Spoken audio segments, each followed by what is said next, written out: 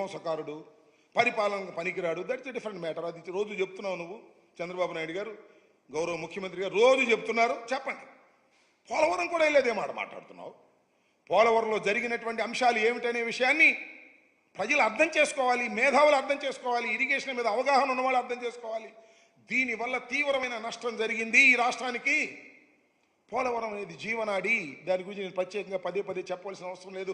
పోలవరానికి ఎన్ని పూర్తయితే ఎన్ని ఉపయోగాలు ఉన్నాయో ఇవాళ చెప్తూ ఏతావాత తెలిసేది ఏంటంటే 5 సంవత్సరాలు మాకు అధికారం ఇచ్చిన పోలవరాన్ని మేము పూర్తి చేయలేమని చెప్పేశారు. It's a fact.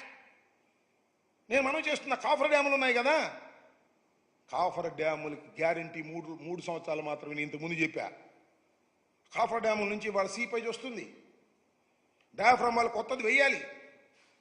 Parallel diaphragm వాళ్ళు వేసుకోమని చెప్పేసి ఎన్హెచ్పిసి వాళ్ళు చెప్పారు.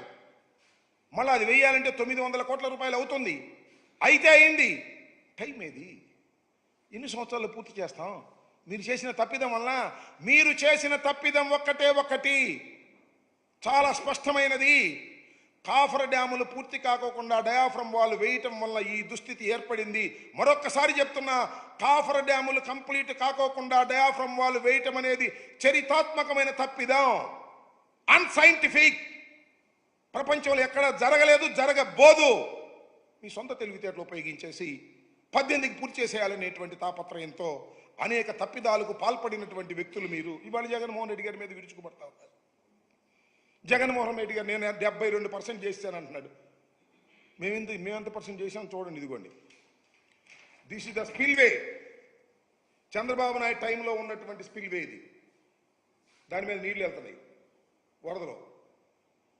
నిన్న మీరు చూశారుగా, చంద్రబాబు నాయుడు గారు ఈ స్పిల్వే మీద రోడ్డు మీద వెళ్ళాడు. ఈ స్పిల్వేని కంప్లీట్ చేసి లాకులు పెట్టి దానికి డోర్స్ పెట్టి రూట్ ఇచ్చింది జగన్మోహన్ రెడ్డి గారి ప్రభుత్వం. అదేం గొప్ప చెప్పటల్లా మేము చేసాం ఆ పని. All cofferdams we completed. నది డైవర్షన్ చేశాం. ఇవాళ కాఫర్ డ్యామ్ క్లోజ్ చేసిన పై గ్రామాలు మునక్కోకుండా నది డైవర్షన్లో వెళ్ళేటటువంటి పరిస్థితి కనిపిస్తా ఉన్నది. ఇంత మసిపూసి మారేడికాయ చేసేటటువంటి ప్రయత్నం నారా చంద్రబాబు నాయుడు గారు, ముఖ్యమంత్రి గారు చేస్తున్నారు. కాబట్టి ప్రజలు దీన్ని అర్థం చేసుకోవాలనేటువంటి ఉద్దేశంతో నేను మీ ముందుకు వచ్చి చెప్పాలని భావంతో వచ్చాను. ఇంకొక మాట చెప్తున్నా, వెరీ వెరీ కాంప్లికేటెడ్. ఏది ఈ పోలవరం ప్రాజెక్ట్ అనేది వెరీ వెరీ కాంప్లికేటెడ్. అంత తేలిగ్గా అర్థం కాదు.